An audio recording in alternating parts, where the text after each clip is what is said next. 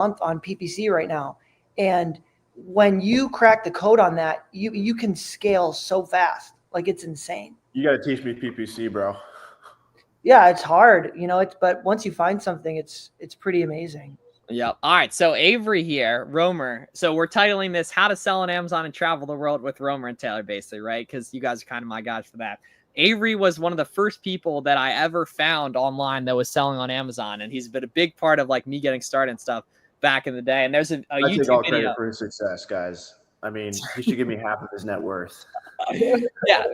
Yeah. So literally, Avery was like one of the guys in my DMs in that I was in his DMs answering questions and stuff like that back in the day and everything. But Avery, just you want to give us kind of quick summary of your story and everything too, because it's definitely a cool one that I always. I mean, claim to fame is I started selling textbooks when I was in college. Started selling them for my wrestling teammates, and then became like the textbook guy on campus. Took a $700 loan from my dad.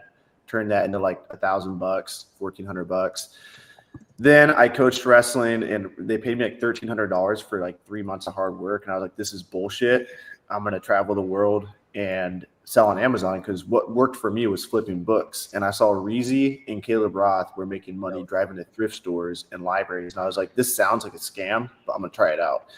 And after like a few thrift stores, I cracked the code on like, I just found out if I scanned thousands of books, I would be able to find at least 50 to 100 a day, ship them to Amazon FBA. And so I lived in my car, traveled to California, went up the Pacific Coast Highway before all that burned down out there. It was crazy.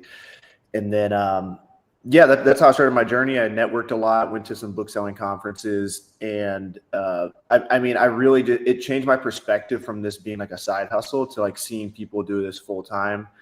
Seeing people build software companies in the space and make a lot of money doing that. Seeing people like this girl from MIT was flipping textbooks. I remember. Yeah, years later, I ended up buying her account and getting it shut down. So we were doing business together. And, that's how it all started. And then, really 3 years in the game, we did Miami Sellers Conference, which is crazy because I felt like such a veteran then.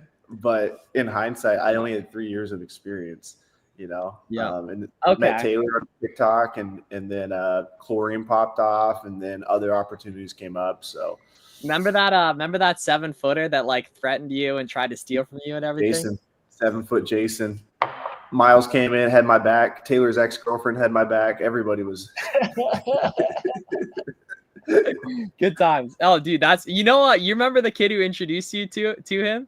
I'm meeting up with him next month, actually. He followed the Miami Sellers Conference page. What's his name? Iron? Yeah, I think. It's like weird. Him and I have been sharing locations with each other for like 5 years in a row, but I don't even have his contacts. Yeah, I think it's AIRON, I think. I think, yeah, now that I think about it. Yeah, so also, how many countries have you guys been to? Because I really exclusively, for the most part, because it's my personal experience, talk about selling on Amazon as like a financial freedom vehicle. But you guys have not only got the financial freedom from it too, but you've also traveled to a shitload of countries too. So how many countries have you guys been to? And with the newfound freedom you got from selling on Amazon, right? And everything. But yeah, what all countries have you guys been to? Taylor might know the number. I think mine's 10 now that I'm in China. Yeah, I thought I was like 13, but I don't really remember. I'd have to count them up. Yeah, I don't feel like counting. Let's them out at least. Okay, Costa Rica, I know that one. Okay, if you count Puerto Rico. Yeah, Costa Rica, Belize, USA, Canada. Then we got Mexico, Italy, Greece, Spain, Guatemala. Croatia, Spain and Guatemala. Japan, the Philippines, Bali. So 13. Right, so 13. Boom. There we go. Right. So that's not bad. And literally just a couple of years ago, literally in like 2018, 2019, I was in college. You guys Avery was coaching wrestling. Taylor was working at Xerox, slinging printers or whatever Xerox sells and everything. So these guys provide a really good different perspective compared to what I normally talk about. I pretty much exclusively talk about it from like a financial freedom vehicle perspective, but these guys have been able to travel too. So when most people think about selling on Amazon, at least when you initially do it, you don't really think of it through the frame of how you could travel full time doing it and everything like that. So break down what you guys have in place that allows you to go ahead and do that. And not only from like a location freedom perspective, but also from a time freedom perspective with virtual assistants too. Avery, you want to? Yeah, I mean, I read The E-Myth years ago, which is a book about creating systems and like separating yourself from your business. So even when I had my book business, I was like, I don't want to be with like working in my business all the time. So even with my book business, most people like never remove themselves from their book business, but I built mine in a way where books came to us, our listers would list them up, and then the FBA would handle the rest. And so I just removed myself from having to touch the inventory and source the inventory. Like once you do that, you're good. And even with like RA, I delegated all of it. 7 Foot Jason was running out getting chlorine for me back in the day. Yeah, back in the day. And then some wholesale opportunity came up, and wholesale is the best because you just ship it either from the wholesaler to the prep center and then to Amazon, or directly to Amazon. That's even better. And so now that's what we do. And then FBA is really, really amazing. Like I have like kind of like a new lens in how amazing it is, because in the book world, the used buy box went away for a few days. Like the FBA sellers were not winning the used buy box for like 2 weeks, 3 weeks maybe. And I was like, man, like, dude, in 2018, even like a few weeks ago, like FBA was such a good opportunity for booksellers, and everyone was complaining about how bad it was. Like, oh, fees, blah, blah, blah, this and that. I'm like, you guys get to pack inventory in boxes, ship it to Amazon, and they do the rest of the work. But that opportunity seemed like it was gone because the buy box wasn't being awarded to the low FBA seller, but now it is. And it was like a glitch or whatever. And the fact that that's back made me think of like, how blessed are we to be able to pack items in boxes, ship them to Amazon, and Amazon like literally stores and holds all of them. I don't even know how many boxes I would have from all my wholesale inventory. I don't even know what it would look like, but it's probably pretty big, probably at least a couple rooms, you know? So that's kind of how I delegated everything. I think Amazon FBA is extremely easy to delegate unless you're doing something like bulk books. I think that's the hardest to delegate. But even then, I think you could delegate it if you just, you know, make the intention. Yeah. And so another thing that I had asked Taylor was like talking about the value of the community and finding other sellers to work with. And you were the one, you and Gary Vee and Reezy really showed me that I needed to do that. Right. But talk about what that looked like for yourself. And then let's break down the blueprint for the Amazon seller that knows they need to do that, but they've done quite literally zero. Right. So talk about like the community and social media and content and what that's done for you. Cause I sound like a broken record talking about it. Right. Cause I have from all my coaching guys, I have ultimate context around the people that work the least, make the most, and have the most fun. And it's all the guys and gals that work together. Right. But talk about what's that done for you specifically. Cause that's like my favorite part of this is just how much that expedites success and how you can use that as a tool to really enjoy this stuff and make a bunch of cash. Yeah.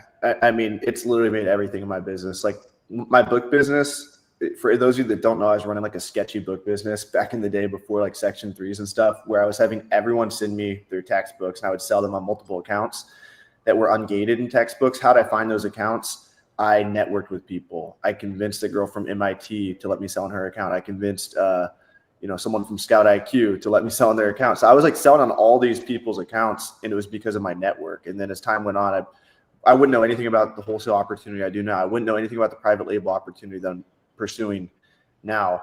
I wouldn't have my developer for GoToList or my partner. I wouldn't have met you, Miles. I wouldn't have met anybody. Like you DM'd me when I was in Philadelphia. And the only reason why you DM'd me was because I was with Caleb and I was posting my journey on social, me fucking listing books in the storage unit. And you were like, hey, can we meet up and get a Philly cheesesteak? And so like, if you just put your energy out there in the world via the camera, if you're able to do that, or just like write if you can't, or take pictures, or like you always say, take pictures of boxes. Like if you just put that energy out there in the world over and over again, eventually you're going to meet like-minded people. That's how I met Taylor. I was in Miami living in the Icon, and all of a sudden Taylor kept popping up on my phone. I'm like, who the fuck is this guy? And it kind of pissed me off. So I DM'd him. I'm like, dude, let's shoot a podcast. Cause I thought he was like a fake guru. Cause that was before like everyone was like really popping off with like Amazon FBA. There wasn't a whole lot of us. And Taylor was like killing the algorithm. And then we became best friends after that. And we've done a lot of business together. So like, it's just like, go out, do shit, talk to people, go to events, pay to go to events, go to the free events, make your own event. Like that's it. Yeah, and the way I like to frame it, right, is that like the people in your life determine the results you get, right? With anything, right? If you hang around a bunch of buff guys, you're gonna get buffer than the guy who hangs out with a bunch of skinny guys. If you hang around a bunch of rich guys, you're gonna make more money than the guy who hangs out around a bunch of poor guys. So don't expect to or like selling on Amazon to be easy when no one in your life sells on Amazon. Luckily, you have a choice to change that very, very easily, right? And so besides Discord, okay, where would you recommend finding people to talk with? Social media, social media, social media, right? Does that require not giving a fuck what people think?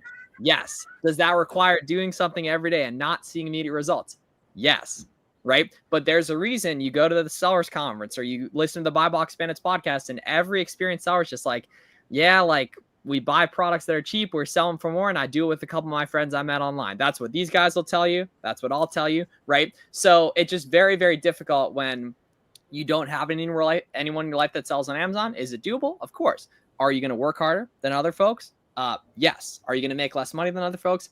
Yes. Are you going to make more mistakes than other folks? Yes. Right. Because the guys who get the seats at the table are the people that give themselves a chance to get. So that's why I always recommend the best place to start is just documenting what you're doing on social, right? Document what you're doing on social. Algorithms are good. Follow people, engage in the community, right? And everything. And it just give yourself so much upside, because if you don't do that, you pretty much guarantee that you're never going to have anyone in your life that sells on Amazon outside of the randomly, maybe you find someone IRL, which is very unlikely based on my 6 years of experience, basically. Yeah, well, that's the thing. Now, but you know enough to get 20 orders in a day, so now you get the ball rolling with that stuff and everything, right? Well, I'm sure you meet a lot of people in real life now just because you're like famous on YouTube. Like when I go in the library, so I'm famous. People just recognize me scanning shit, you know? So it's like in public, Miles. Like once a month typically. Yeah, but only in like the heart of Miami though. Like never anywhere else. Yeah. Yeah. Never anywhere else. Yeah. Yeah, only in like the real the like Andrew Tate back in Miami. I did see that. Yeah, I did see that. I thought you saw him. Yeah. Oh no, Lee, man. Yes, sir. Yeah, Lee's killing it here. Exactly, right? Tate for governor. How do you get started doing that? Right. So you create a profile on whatever social media platform you really enjoy. Right. And then you add you say what you're doing in your bio, and you post consistently, and you follow a lot of people. And by default, doing that, there is basically no chance that you will have less cool people in your life that are interested in this stuff. Right. And that all doesn't cost a dime too as well. So like, I just bring it up so often because I see it so often. My coaching guys, the ones that make the most, the ones that work the least, the ones that have the most fun, they just work together the same way we did when we were getting started. Right. And everything too. So I like really like, you know, it goes on forever. Like it never stops. You always work together. Like, yeah. And and relationships compound and everything. Right. So like we talk about that all the time, and you guys literally like traveled to Costa Rica together, and you were in Avery, you were in Taylor's wedding. I was in Garrett's wedding. Right. And it all just came. Yeah. Sadiq was at the wedding. Right. You know what I mean? Like it's a good vibe and everything here. Right. And it's, I personally, I was just incredibly lonely selling shoes for years without people really caring about and everything. So I had to use the internet to do that. Right. And that just like made it so much more fun, so much more successful, et cetera, et cetera. Yeah. And I think too, you're much less likely to give up, and you're also more likely to think bigger when you're surrounded by people. Yeah. Because like, for example, when I got gated on, and 90% of my inventory was gated at FBA literally 6 months ago. And it was Jake Carter. I was texting him on IG, and he's like, dude, just keep resubmitting the invoices. They'll give it back to you. When he said that, I thought he was crazy, but it gave me a little bit of hope. And boom, I got ungated again in like 3 weeks after just doing it. And if it wasn't for him, I probably would have just gave up, you know? Yeah. So there's also something that happens like with both of you. What happens to me is like I meet Miles, and then all of a sudden I'm no longer just the kid posting on YouTube. Now I have like, oh, this other up and coming kid. And then all of a sudden he fucking takes off. And then my perception of what's possible is like, oh, fuck. Like no longer am I just looking at random YouTubers that are just talking about Amazon. And those people are like out of my wheelhouse. It's like, no, I saw this kid come up from nothing. So I should be doing this shit too. Or like Taylor and his wholesale business, like literally saw him like start it in Puerto Rico. And then all of a sudden, boom, like banking. And I'm like, well, I got no fucking excuse now. And then like that'll happen time and time again. And I think that's one of the most beneficial things of posting your journey online and like putting your neck out there. You have to be humble enough to realize that you are going to meet the whole community. You're going to get exposed to every ounce of talent that's out there. And because of that, if you're a competitive person, now all of a sudden your whole circle is going to be fucking crushing it. And so you better be crushing it too. You better find your path as well. And otherwise, all these people are just like internet people, and you never get to meet them. You never really identify with them. But when you go to Miami Sellers Conference or a local meetup and you see some kid that's not doing shit, and then 2 years later they are, I think that really affects your brain differently. And I think that's powerful. Yeah. And that's what I like the best too, is it's like people will say all the time, like, I don't have time to post content. I don't think you have time not to. I don't think you have time not to bring good people in your life. I sure don't have time for that, right? I sure don't have time for that. And every single time I have significantly more going on in my life than the person saying that typically, right? I don't think you have time not to do things the easy way, right? And everything, and like all it takes is like two to five good friends. You know what I'm saying? 2 to 5 good friends, right? And your whole life can change. And you're just not going to find people IRL most likely. Some people occasionally do, but you guarantee all those people are online. So you got to put yourself out there and find them and everything. And that's like a super, like, it's actually incredibly simple to do. There's like a button on your phone called the camera. If you're selling on Amazon, you're doing shit every day, right? Talk about what you're doing. Algorithms are good.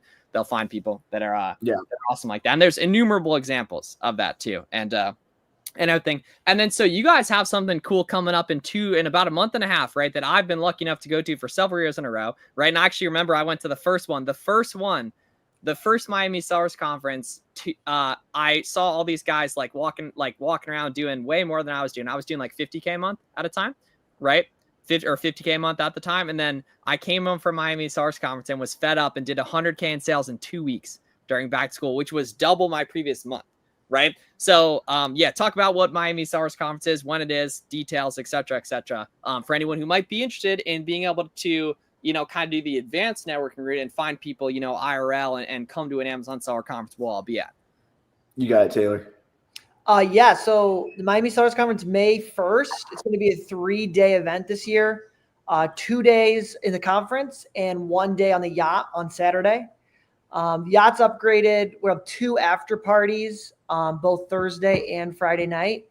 And we're basically, Avery and I started this event back in 2021, and we have done all the hard work of connecting with the best Amazon sellers in the space, retail arbitrage, OA, private label, wholesale. And we pay them money, some of them money, but also we pay for their accommodation and their flights and everything to get them all in Miami the same weekend. I mean, this is a rare thing that this happens, but even more rare is not just do we get them in the same room and the same place for 2 days of the conference after party in the yacht, but it's also the environment that we're able to create where it doesn't feel like this, awkward, corporate-y, I don't really know if I want to talk to anybody. I mean, there's alcohol, the vibes are loose, it's laid back, and it's exciting because everybody wants to make more money, and you can't be in the room and not instantly get excited about making more money. So yeah, it's really like electric, the energy we have. And like, I like to take credit for or give Taylor credit or whatever, like, oh, it's us that do this, but really it's just all you guys. It's like the whole room. It's all the attendees, all the speakers, like everyone wants to be there. Everyone's so happy. Like, everyone has the same mission. Like, we all want to create freedom. We all want to escape the rat race. We all want to make more money. And rarely do you get a chance to talk face to face with people about Amazon. And at Miami Seller Conference, you have like 200 people just like autistically talking about it for, now it's going to be like 80 hours straight or however many hours, like 3 days in a row it is. So super, super pumped for it. And we're trying to maximize the networking time, like the intimate networking at after parties this year. So we're essentially doing 3 after parties: free networking Wednesday night, paid after party at Penthouse. Corey Gannum's hosting that on Thursday night, and then another paid after party Friday, and then the yacht on Saturday. So I think everyone has like the vision of making it and being on a yacht with like their millionaire friends. And what we do is we just like find the millionaire friends for you and put you on a yacht with them in Miami. And it's an upgraded yacht this year, one that we've never been on. It's going to be amazing. Okay. It's going to be very good. A lot of good people, lots of money. Okay. I promise you'll be very happy. But in all seriousness, guys, I have no affiliation to Miami Stars Conference. I do like seeing you guys in person, meet you guys in person once a year, and everything. So, like to bring these guys on and talk about their story as well as what they got going on Miami Stars Conference wise, too as well. Because these guys, especially Taylor, we learned a lot together that first year, and that year, 2 years before then, when I was selling books, I learned a lot from Avery back in the day too, as well.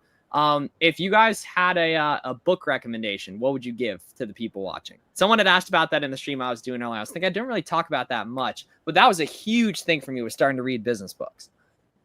Yeah. I mean, the book that probably changed my trajectory the most was The 4-Hour Workweek.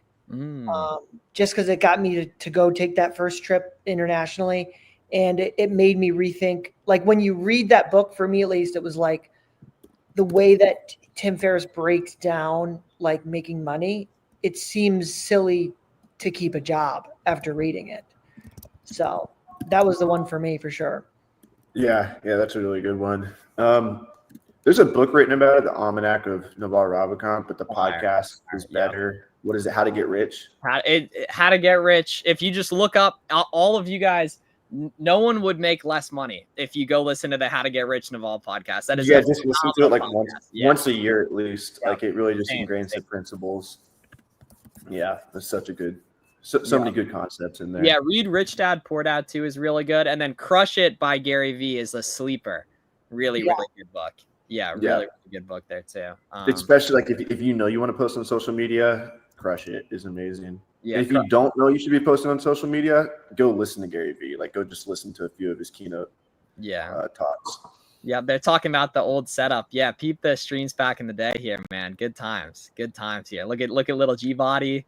Look at young Uncle Flips right there too. Come on, man. Oh yes, sir. Taylor in the cut. Yes, sir. Okay, let's find one with Avery too. I was in Miami. Let's find one with Avery too here. Miami cut. Let's see. Thumbnails are fire. Oh, then I started customizing a little bit here. Yeah. Oh, we might not. Oh, let's see here. Let's see. Let's see. That's good. I look exactly the same. Oldest here. Let's see. There's going to be one with you in here soon. Who was at the top? I saw one of me with my fucking suit on back in the day. Oh, look at this. Here we go. That's 2021. Yep. That's in my room. Yep. Good times, man. Good fucking times, man. Oh my gosh, man. Good times. Yeah. Yep. Damn, you had the blackout curtains. I remember that. Dude, I drive by that crib like once a month, and I always think you guys. Dude, really? Yeah, for sure. Maybe not once. Blackout curtains. I had a life coach, Mario Shea, great guy. And, once a quarter or so, yeah. I put the blackout curtains up, and then we had a meeting at 1 PM in Fort Lauderdale. Dude, I slept till 1:30, and I woke up, and I'm like, this guy thinks I'm bullshitting him right now. And he missed my call the day before. And he's always talking about being a man of your word, being on time, blah, blah, blah. He missed the call the day before. And I'm like, this motherfucker like missed the call. And he's talking about being a man of your word, blah, blah, blah. I go to sleep through the full afternoon because my fucking blackout curtains at that place. And then I wake up and I call him and I'm like, this guy 100% thinks I did this on purpose. Meanwhile, Taylor's in the other room like, well, what is wrong with this guy? Dude, I was staying up. That was back when we were first making Go-To. And I was staying up to like 4 AM with these Indians just yelling at them. And then I would crash and sleep till like 1 every day. You'd come back from the bar, dude, after 6-7 beers and start working. I'm like, what? That is crazy. Wrong with this guy. All right. So, yeah, if you guys are interested in checking out Miami Stars Conference, MiamiStarsConference.com. Links in the description. Is not an affiliate link, but I would love to hang out with you guys in person. And everything. Taylor, where are you right now? Me? I'm in China right now. Yeah, I knew you were in China. Yeah, where are you right now? I'm in Hawaii. Okay. Because I was gonna say, because I'm in Pennsylvania and it's dark right now, and like Miami, it's like low key price sunsetting. So yeah, that shows that the Earth is not flat because it's it gets dark earlier in Pennsylvania than Miami. Yep. Have you seen the YouTube video where they went to Antarctica and like disproved flat Earth or something? I have no idea about that. I always just like bringing it up because it's I feel like it's good banter because we see the disparity when people are in different locations, especially on the East Coast, like Garrett in PA, me in Miami, etc.